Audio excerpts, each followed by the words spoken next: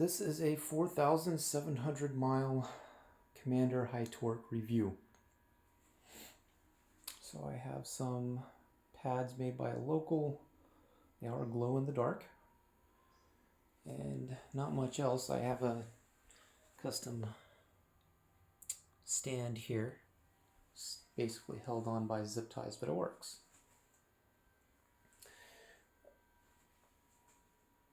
I put a lot of use on this. I did Instacart for a few days and put a lot of weight on this wheel, and it held up as long as you're going slow. There was more than enough torque. It never beeped at me braking, going uphill. I went up some really steep hills. Now what I'm having is an issue with a cracked frame and a tire rubbing up against the side. Before I get into that, some of the damage happened early on. We have the screws here. These are going to crack the... You cannot lift this wheel up by this, even just a little bit to get it up a curb or up some stairs. The screw holes here will break, and there's 4 screws, and then I had to put some extra screws in the side. You can't see it because I've put some sealant on that so they don't come out. After you do this, it's fine once you put some screws in the sides and you don't pull too hard on it. The other thing that breaks, this is also the trolley handle. There's on each side there are 2 braces here, and these will crack. I don't even think I put the other one back on. Even if they're cracked, it's still usable. You can still roll the wheel around, but what I want to do is take some metal maybe, and just some light metal, and twist it and bend it around this and reinforce it. There's another one here. I think this one still might be good. And every time you take it off, you have to reseal this area here. So there's going to be a cap here. The wires only go in one side, as opposed to the King song where there's a negative one side, positive on the other. And then of course you have to re-zip tie the wiring here. So I have been riding this wheel in the rain. The worse the weather, the more likely I am to ride it, because that's, if you're delivering food, that's when the business happens.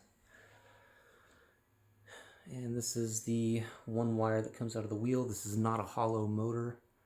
Now the other thing you have to remember is, even though this is a high torque, going at high speeds and hitting a bump with the stock tire, with even, around 35 pounds of pressure, you're going to bend the rim. And I've already done that. So I've bent the rim on this, and I've changed the rim, taken all this off, had to reseal it, and been a lot more careful. Once you know that it can happen and you put, say, something, a tougher tire on it like this, then it's not an issue. I've put another 1,000 miles on it, and I haven't had that problem now. So the tire that I did put on it is an 80/90/14. Most of the unicycles have 14-inch rims, if you don't already know. But the 80/90 is a little bit too wide. I'm going to show you the damage it's done here in a second. So we've got this here, 80/90/14 motorcycle, 40p. You don't want something that's rated for too high speeds, because then it's a tougher tire. It needs to be able to stand up to higher revolutions, higher heat. The way it grips the road is going to change depending on how hot it is, how much weight is on it. All that stuff matters. So having something that's more geared towards what your unicycle can actually do is going to be better. And that might not be a real possibility with these scooter tires. So this is the NR77T, IRC NR77. There was one more thing about the tire, and I can't remember what it was. So, oh, right. Braking and acceleration is going to deal with So it says this is the rotation. It's the way it's supposed to go. So that's gonna, when you're braking hard, especially if it's a front tire, it's supposed to grip the road a certain way, going a certain direction. So on a unicycle, things are a little bit different. So you can decide whether or not you're going to put more pressure on it going forward or back. I would assume that you would want better braking, and also water. If you put it the wrong way and you go through water, it's going to either suck water in or push it out. So something to pay attention to. The stock pedals, there was one guy a local guy who just took the stock pedals and drilled holes in them and made his own studs. So you can do that, or you can just buy studded Clark pedals like I did. The stock pedals, unless you go through the time to, and I've done this, I actually put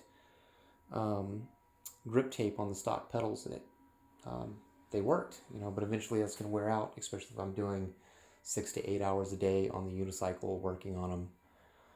The stock pedals will slip under hard braking. It's not confidence building. All right, so now to the tire and the damage. I did wreck this unicycle twice. So I don't really know when the frame got cracked, but there's and this has something to do with the tire here. So you can see these grooves. I don't know if you can tell how deep those grooves are. So it's not just that it got rid of the dirt there. I mean, it has dug into the frame, which is not great. And so when I wrecked it, and you see the cracks here, you should be able to see that. It's a crack all the way around, and it's going to flex more, and it's going to push the tire even more into the frame. And at first I thought my bearings were going bad, because I do ride this in bad weather, so I don't know if they'd finally given out. But what we're going to do here, or what I was going to do, was change the tire, put the regular knobby back on, and see if I could still hear any grinding coming from the motor. But it looks like I'm just going to have to either repair this frame, try to maybe put some Bondo on it, and just use it, because it's time, it's money. I don't know if you keep up with DoorDash and Uber, where I'm actually doing Grubhub at the moment as a motorcycle, and it's actually working. There's more business with Grubhub, it seems. And this is the Portland, Oregon area. It's almost summer. This is May 2022, and downtown is dead for Uber and DoorDash has gone downhill. So it's not really worth it. I could make 300 in a day easy if I worked at it. My top is like 377 in a day, and if you can do that in a day, and you're like me, I had a career and I dropped it because I hated it. So this was a good alternative. If you manage your money right and you consider that you're paying a lot of taxes, so then you can make it work. But with this, a problem I've had with Unicycle, I also used a King Song 18XL, which was great. I didn't have any problems with it. If you also have fun on the wheel, it's going to cost you money and time, and it's not going to be worth it. You have to take care of your wheel as if it were, your money depended on it.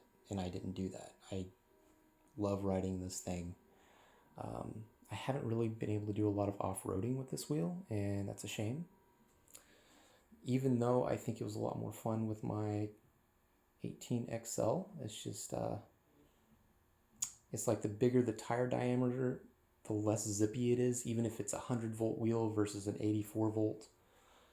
It's just smaller the wheel diameter, the easier it is for it to get up and go. So it's just a lot more fun. And the 18XL was easier to maneuver, and this thing is kind of a beast. This is a long-range wheel. During the winter, I could get 5 or 6 hours going slow downtown. If you do any kind of delivery, I would suggest getting a high-speed wheel. unless you're able to just stay downtown and do deliveries. It's just going to work out better.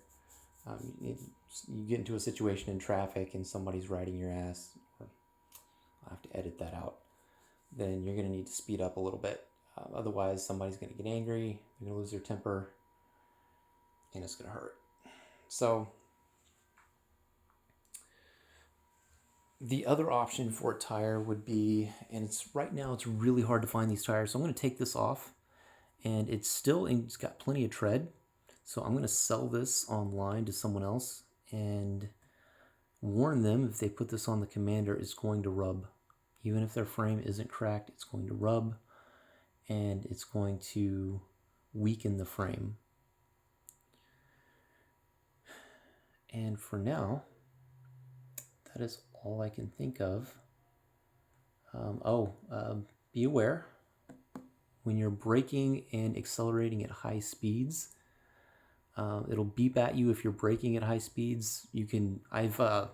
Low speeds, I was going across a bridge and I had just gotten it, so I was going a little bit too fast, and I braked hard, really hard, and I skid the tires. It was a knobby, it was plenty of traction on the concrete, and it was dry, and the brakes were actually able to break the tire loose from the pavement. And this is an 88-pound wheel. I'm 180 pounds, probably 200 with my delivery gear. It's like I'm at 210, and low speeds, that's below 25 miles an hour, you've got plenty of torque and plenty of braking. But high speeds, and this is something that I didn't realize until I tried it, high torque means that at higher speeds you also, not only do you lose the top end speed, but you lose braking at higher speeds, which sucks. Speakers, I never really use the speakers. Let me go find the mudguard. The mudguard can be used as a,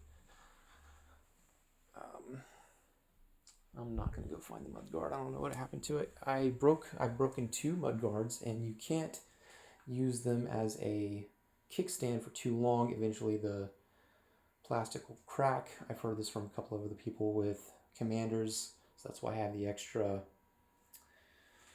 piece here. And if you're doing deliveries, you're going to have to set this down on different angles and types of terrain, so having a good kickstand setup is going to be kind of important, unless you're comfortable just laying the wheel over on the ground. Cooling. So this is a high torque, and supposedly the high torque with the cooling in it should be okay, but for me it wasn't, and this was going at slow speeds. So I had it upgraded. I got the dual fan upgrade from Alien Rides, and I installed it myself. So you kind of have to make your own bracket for that to fit in. I'm not going to go into that. You have to take the motherboard completely out. There's 2 beams that it attaches to, 2 metal beams that it attaches to here. Here's the bolts to hold them in. And after making your own bracket, you get it installed. It does work better, but my fan was also buzzing, and they told me it was probably just pressure, because I put pressure on it in different ways and it would quiet down. But even after taking it apart, I didn't know exactly how to fix that. There's no way to know that once I put it back in, the same thing is going to happen. I can wiggle it around, I guess, and try to install it, a little differently, but that's not really an option.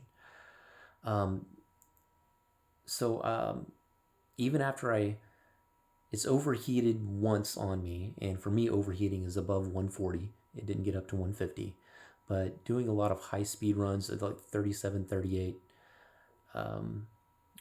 kind of flat surfaces, it would overheat, and I'd have to slow down a little bit. But other than that, it's been great. And taking it out to a track, it did overheat a lot more than the other wheels, but that was when the fan was buzzing and wasn't able to spin fast enough to cool it down.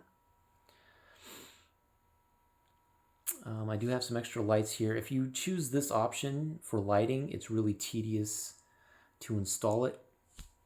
I would suggest it, and it's not very bright. I just ordered a Guardian Angel light from Amazon. It was about $100, and I think that's going to be a lot better. I haven't actually used it yet, but turning it on, it's a lot brighter than this. I also have the same setup on my bag, and it's just not bright enough. I've had people almost hit me at night, and I've had people run up beside me and say, "Hey, I could barely see you.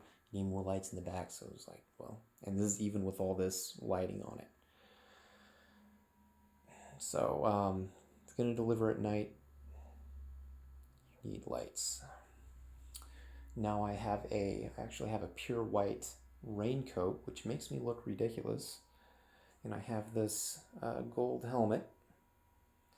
But I had a guy in broad daylight. I was in front of behind a UPS truck. He's coming up behind me. And he swerved right at the last second, almost hit me. And to go around this UPS truck that had stopped, and I chased him down, which is kind of crazy, but my heart rate was going. I was angry. It was like, okay, I've got to at least talk to this guy. So I caught him. He pulled over and he talked to me, and yelled. But what he was saying was he could barely see me against the backdrop of the UPS truck, and and if you look it up, it's also, even if somebody does see you, it's hard for them to tell how far away you are. So there's another thing that you have to watch out for. So that was a little bit extra than just a review on the Commander High Torque. And I bought this in January, the middle of January. Now it's May, so it's been great. I put over 4,700 miles on it, and the stock tire, it lasted, I think I put over 3,000 miles on it, and it's still got some, okay, Jake, out. That's not it. So this is the old rim, and I did bend the rim back, so it's usable. If I have to, I'll use it, but another 1,000 miles on this, and I am going to have to replace this, but this is almost completely flat. Turning on this thing is not fun. Okay, looks like that's it. And if you're in Portland, deliveries are not hot right now. If you have a high-speed wheel and you can fast charge, then Grubhub might be an option for you. Other than that, this might be it for me. I might just fix this thing back up and sell it. Not anybody wants a high torque wheel though.